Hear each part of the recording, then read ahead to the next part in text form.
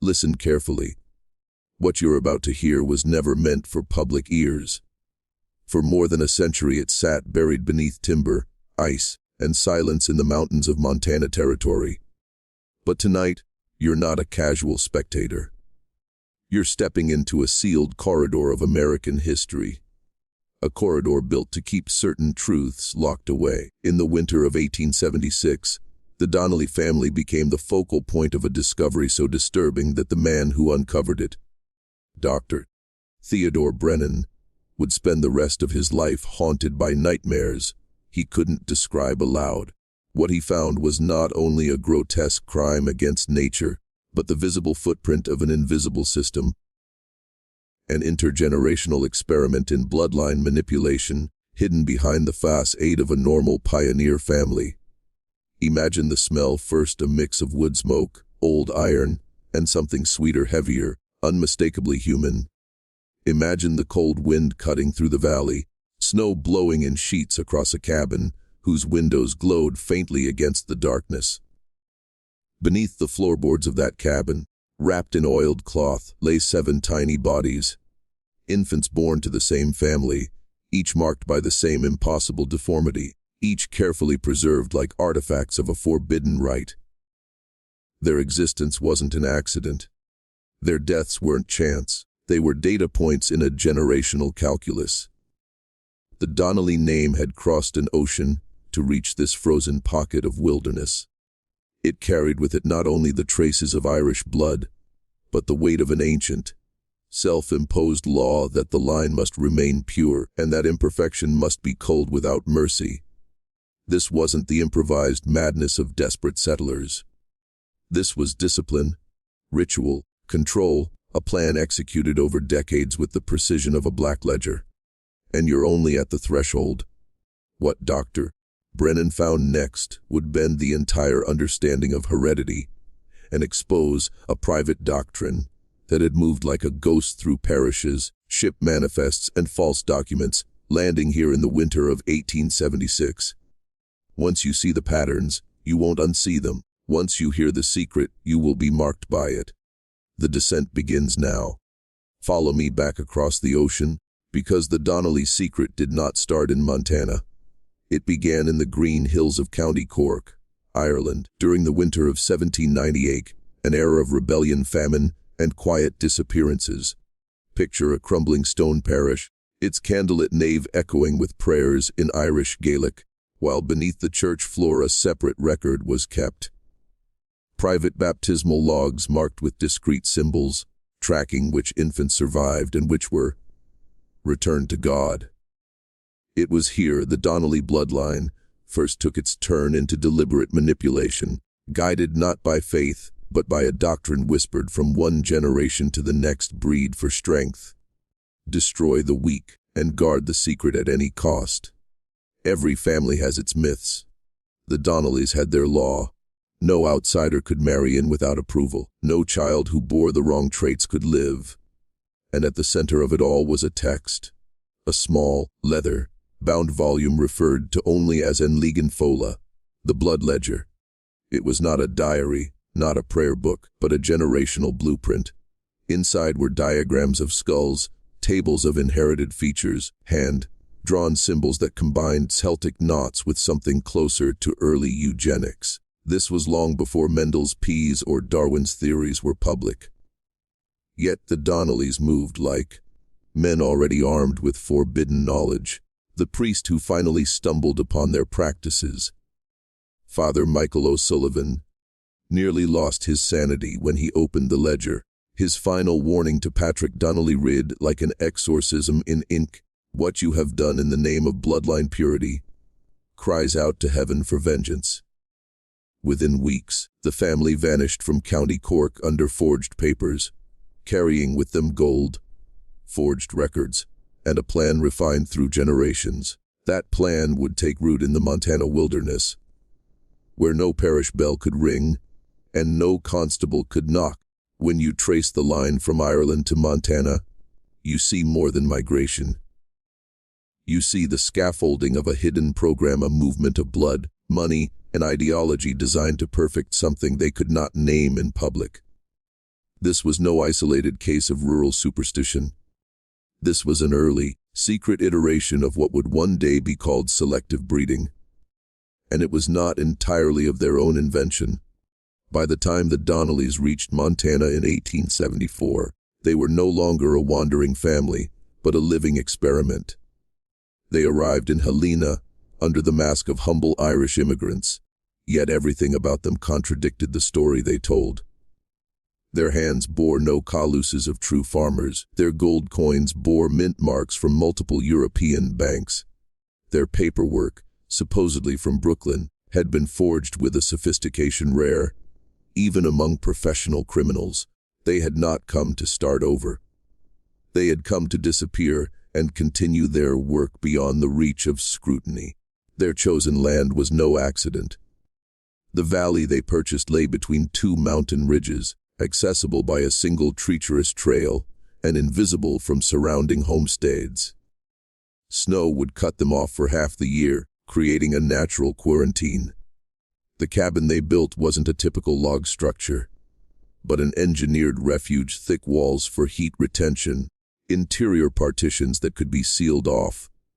A cellar designed less for storage than for containment. Even the graves behind the cabin were planned in advance, small, uniform, arranged in a precise line, as if anticipating more. Neighbors who caught glimpses of the family during supply runs noted how unnervingly similar they looked.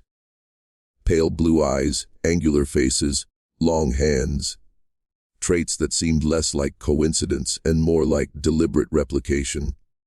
The children were disciplined beyond their years, obedient to a degree that felt brittle and rehearsed. They spoke frequently of keeping the line strong and sacrifices for the family.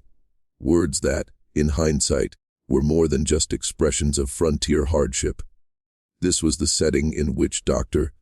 Theodore Brennan would eventually enter, armed with medical training that made him an anomaly in the territory. But even before Brennan arrived, the signs of something monstrous were already showing.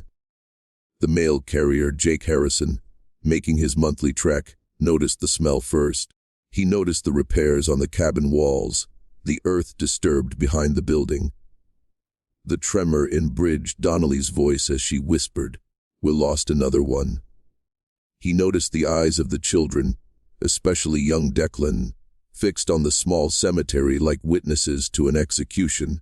This was not survival. This was a ritual. Each winter cut them off from the outside world, and each winter left more graves behind the cabin. March of 1875 broke the mountain's grip, just enough for Jake Harrison to ride through the pass. Snow still clung to the trees like frozen veins when he reached the Donnelly cabin. What he found there would etch itself into his memory like a brand. The smell hit first, an undertone of sickness beneath wood smoke. Then the sight, Brid Donnelly in labor, her teenage daughter Moira acting as midwife with an efficiency far beyond her years. The birth was silent except for Brig's ragged breathing, and the faint animal sound of the infant when it emerged. The baby was malformed, its spine coiled in an impossible arc, its left arm ending in a clubbed hand with 3 pale fingers, its skull swollen and heavy. Yet it breathed. It cried weakly but unmistakably, a sign of life. Harrison instinctively reached for his saddlebag, ready to ride for a doctor in Helena. But Patrick Donnelly's voice cut him off, calm, absolute, rehearsed. "We know how to handle our own troubles. It's God's mercy." The words hung in the cabin like a death sentence. What chilled Harrison wasn't only the baby's condition, it was the family's reaction. No grief, no panic, only a silent exchange of glances, as if they'd been through this exact scenario many times. Patrick spoke in Irish Gaelic to Brig, too fast for Harrison to follow, then looked at the infant the way a rancher inspects a sick calf. Harrison tried again to insist on a doctor, but Patrick's pale eyes hardened, the soft edges of his face vanishing into command.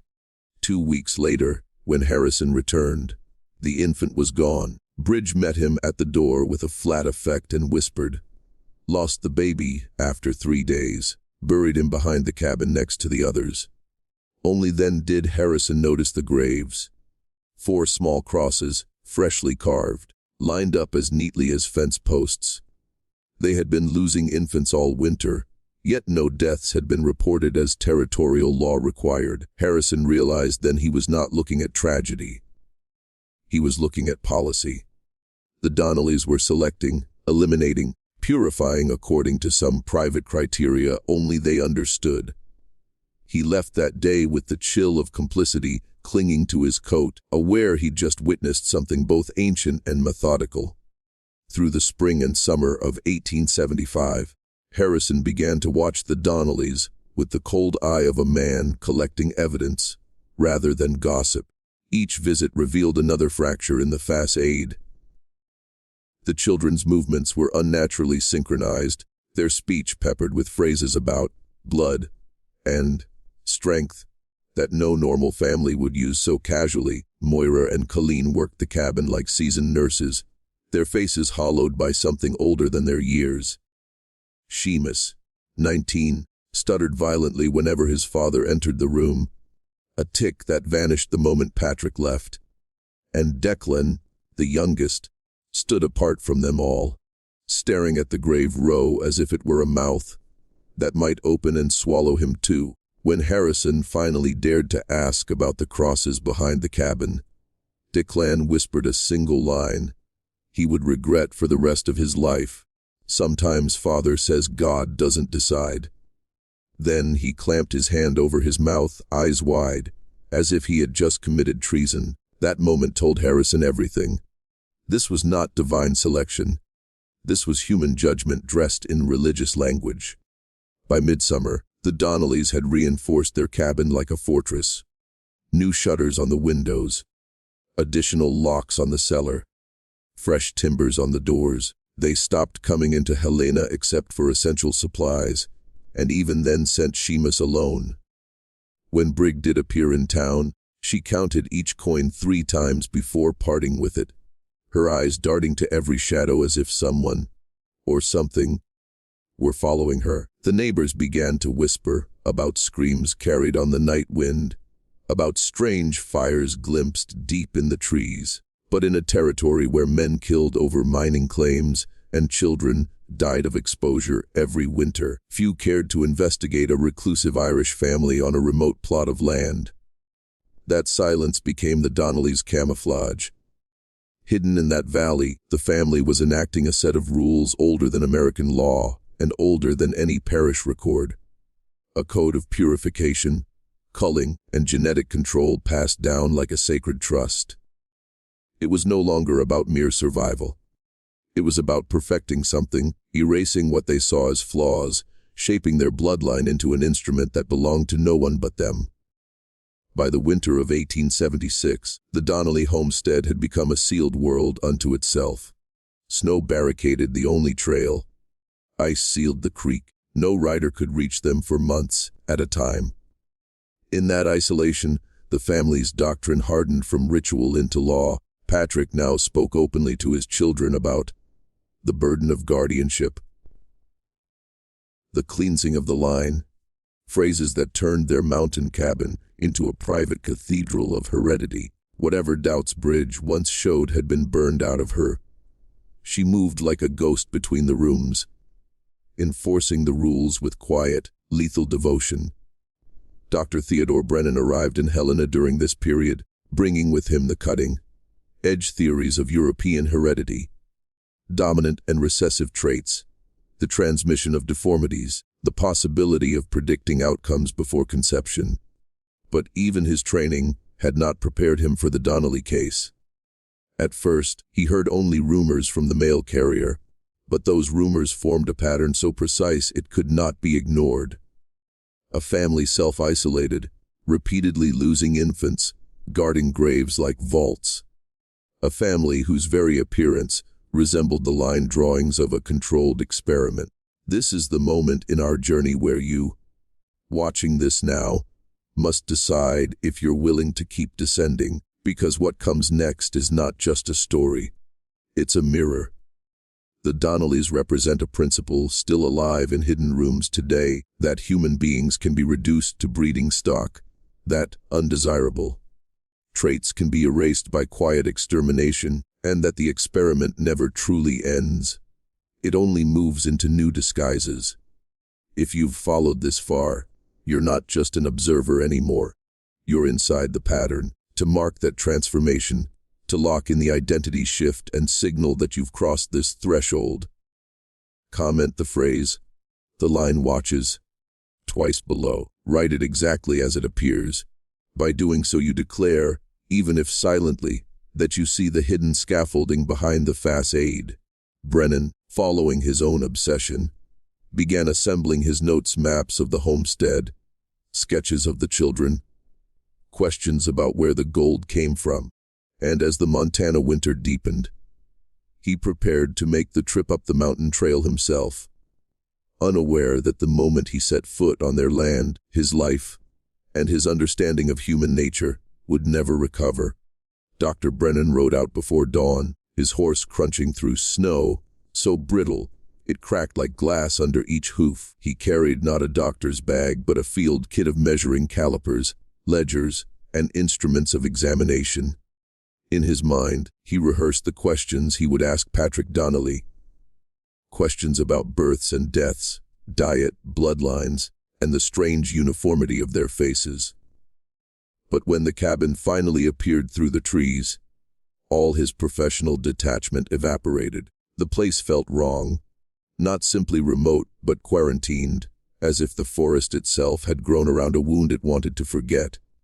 Brennan dismounted, noting the smell, a muted iron tang riding the cold wind.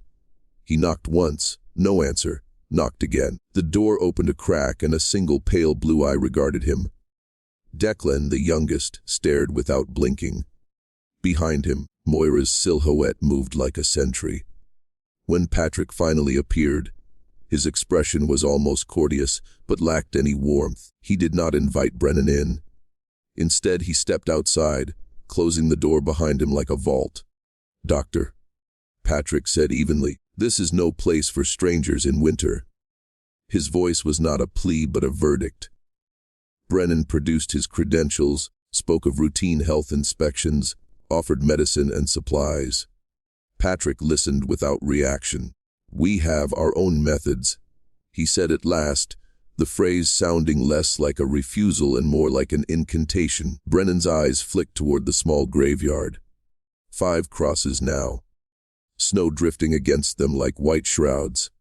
He asked about the deaths. Patrick's gaze sharpened. "God calls back what he does not want," he replied.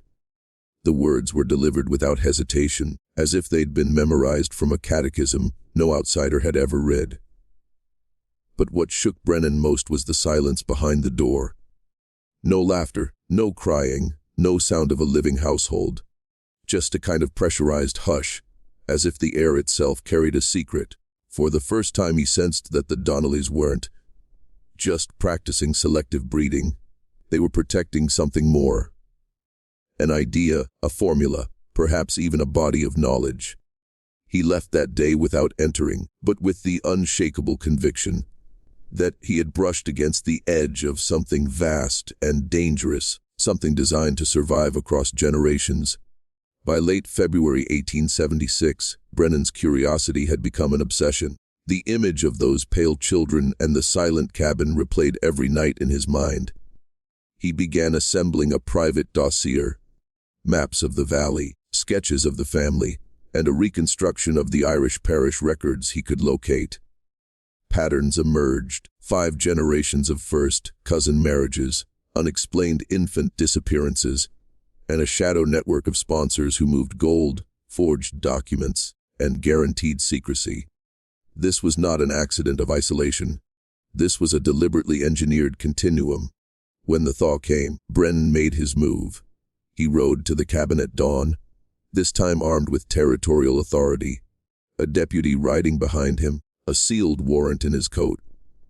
But snowmelt had turned the trail into a corridor of mud and ice, and the forest closed around them like a living wall. The cabin finally appeared through a veil of mist, chimney smoking faintly, but no sign of movement outside. Inside, the air was heavy with the musk of tallow, damp wood, and something older, almost medicinal. The rooms were arranged with unnatural precision. Beds lined up like hospital cots. A cellar door bolted shut with 3 iron latches. Bookshelves filled not with Bibles, but with handwritten ledgers bound in oiled leather. On one table lay anatomical sketches of infants. Heads, spines, limb ratios, drawn with obsessive accuracy. Next to them sat a scale calipers and a chart of genetic markers years ahead of anything in American medicine. In the center of it all lay a single object that froze Brennan where he stood, and Ligon Fola. The blood ledger, the same leather volume Father O'Sullivan had described decades earlier. Its pages were filled with diagrams of family trees cross-hatched with symbols, instructions for purity maintenance, and ritual phrases in Irish Gaelic alongside Latin marginalia. This was not superstition. It was an operational manual. Brennan felt the floorboards flex beneath his boots. Below him, faint and muffled, came the sound of movement. Soft shuffling, a child's breath, or perhaps something being dragged. He realized the cellar wasn't storage at all. It was containment. And whatever lived down there was part of the experiment. In that instant, Brennan understood he was no longer an investigator. He was a witness inside a machine that had been running for generations. And now, for the first time, its gears had turned toward him. Brennan's hand hovered over the cellar latch, his breath crystallizing in the stagnant air.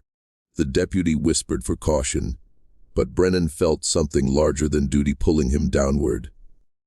Some gravitational truth waiting in the dark. The bolts came free one by one with a groan of iron.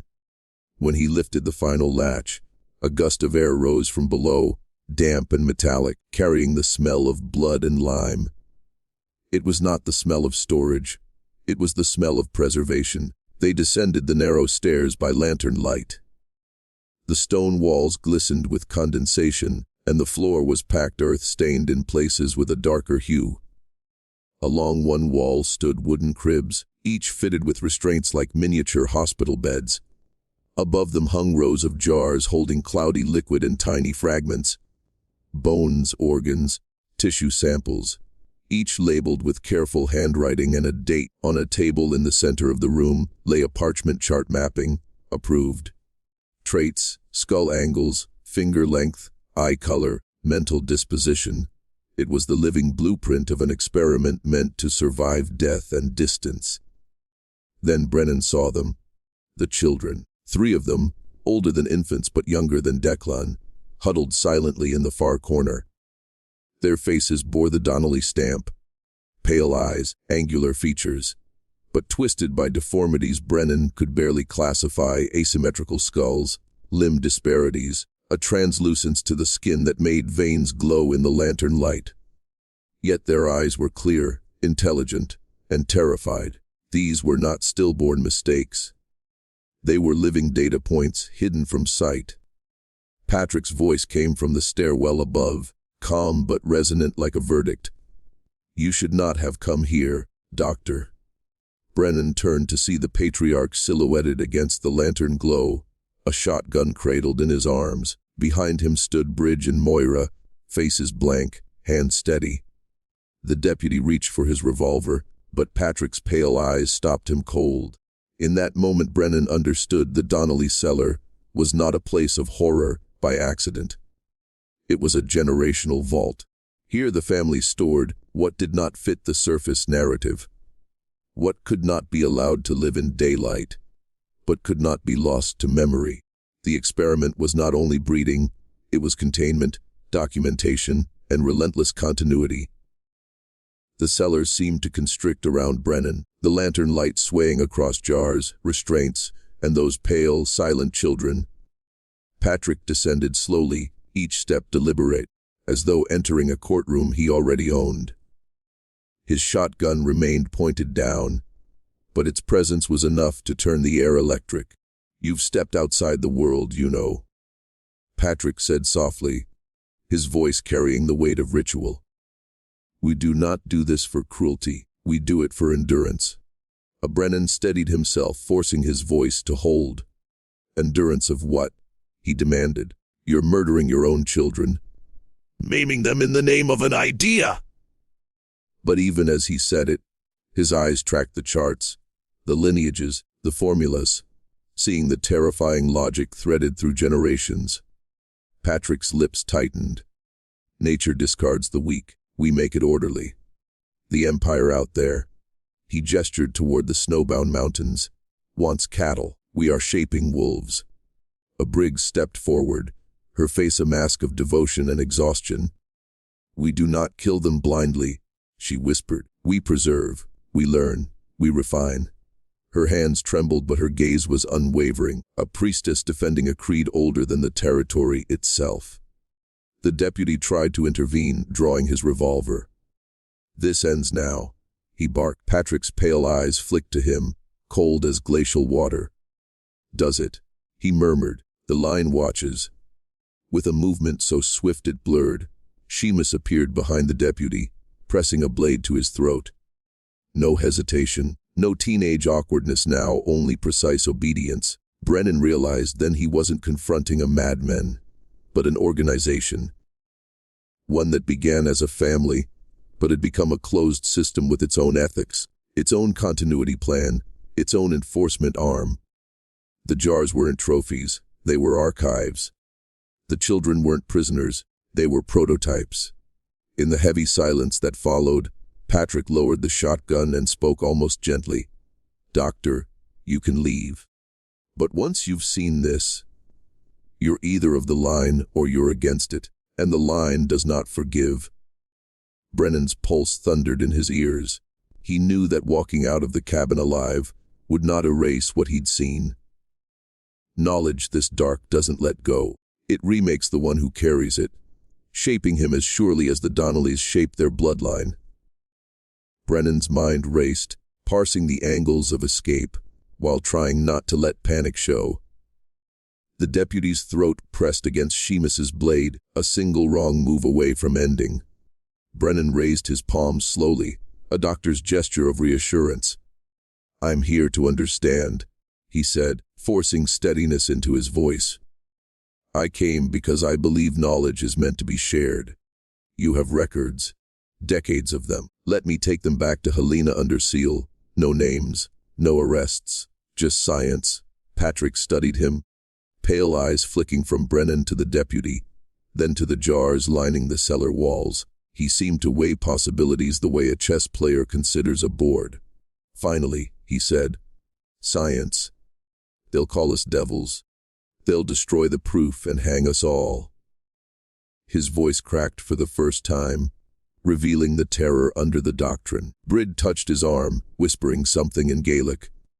Perhaps a prayer, perhaps a warning. Brennan edged closer to the stairs, one step at a time, aware of Seamus's blade still at the deputy's throat. He could hear the faint shuffle of the hidden children behind him, their breaths quick and shallow. They were not monsters, only products of a cruel experiment. He knew if he could reach the surface, he might at least send help, even if it cost him his career. Then Declan appeared at the top of the stairs, holding a small oil lamp. His hands trembled, but his voice carried. Let them go. The boy's pale eyes darted to Brennan, then to the deputy. This isn't what Father said it would be. His rebellion froze the room. Seamus hesitated, the knife wavered.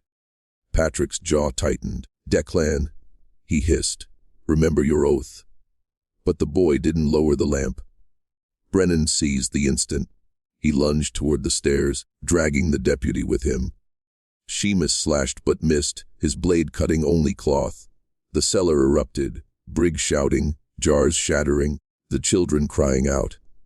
Brennan barreled upward, feeling hands claw at his coat, but somehow he and the deputy burst into the snow, thick air above, the door banging shut behind them.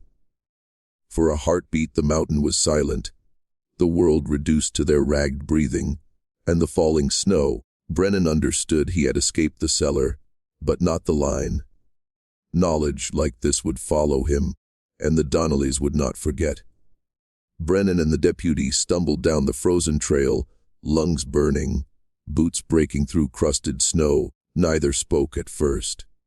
Behind them the cabin stood silent, chimney still exhaling smoke like an indifferent signal. Only when they reached the tree line did the deputy rasp. What in God's name was that? Brennan couldn't answer. Every image from the cellar flickered in his mind. The jars, the children, the ledger, and each one felt heavier than the last. He realized they were not just fleeing a crime scene. They were fleeing a philosophy with a memory.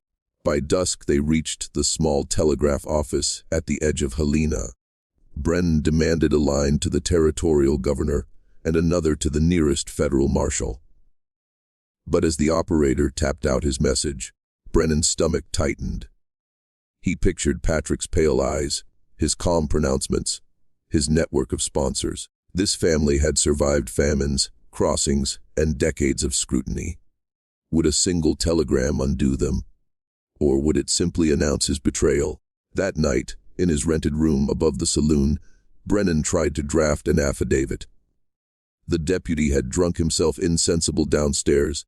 Brennan's hands trembled over the paper.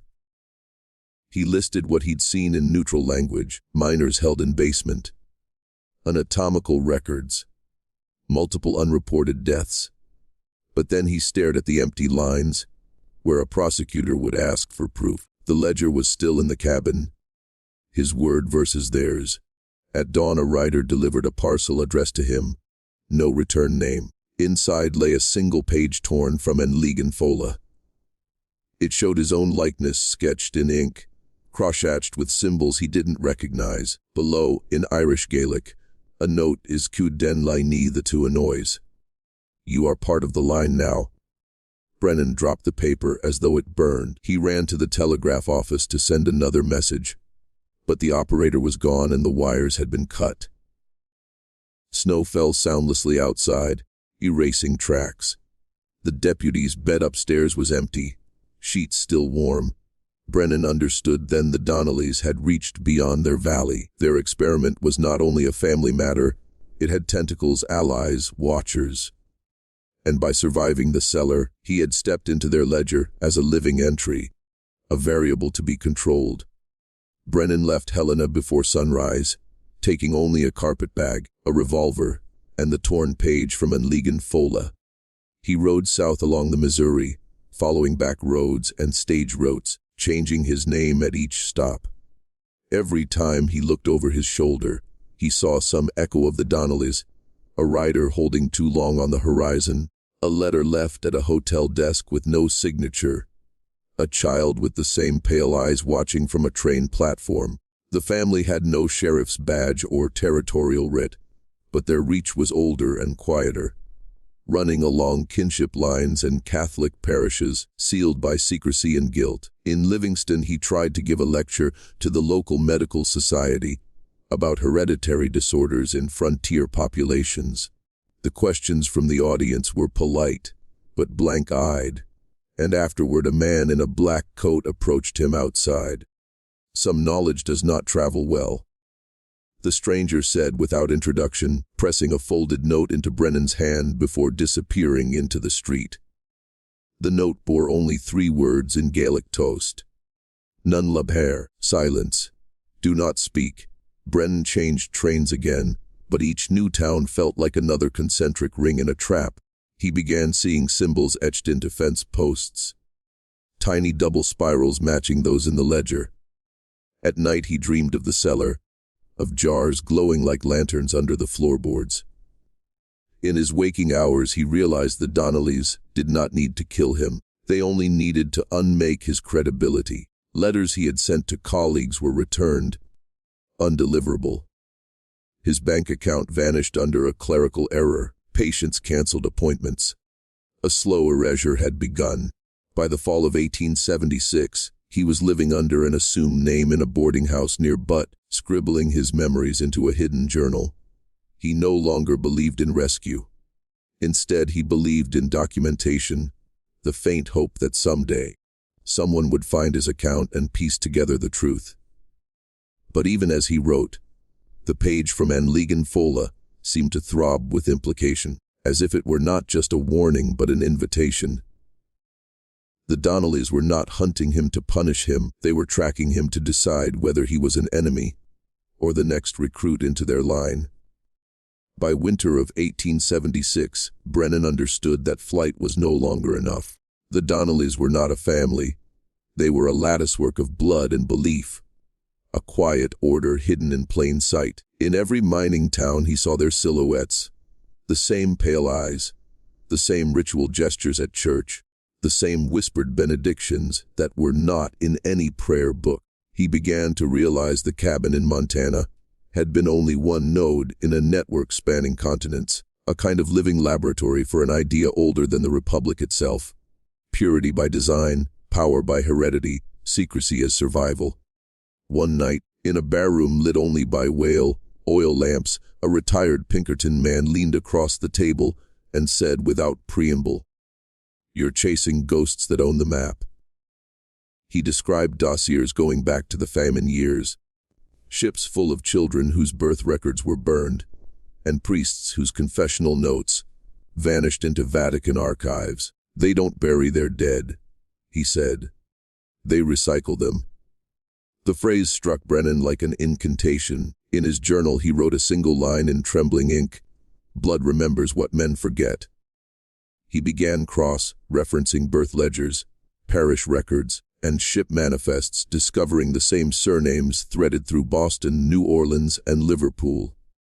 Each time a line went bad, madness, deformity, scandal, the record abruptly ended and a new one began in another city, with the same first names reappearing like a genetic echo. By February 1877 he could no longer deny the darker implication. The Donnelly experiment was not an isolated act of rural madness, but a controlled continuity, a centuries-long project to breed a human type resilient to disease, hunger, and fear, a type capable of absolute obedience to a core lineage. The infants sacrificed in Montana were not failures in their eyes, but necessary purges, pruning a tree to force its growth into a single, unbroken trunk.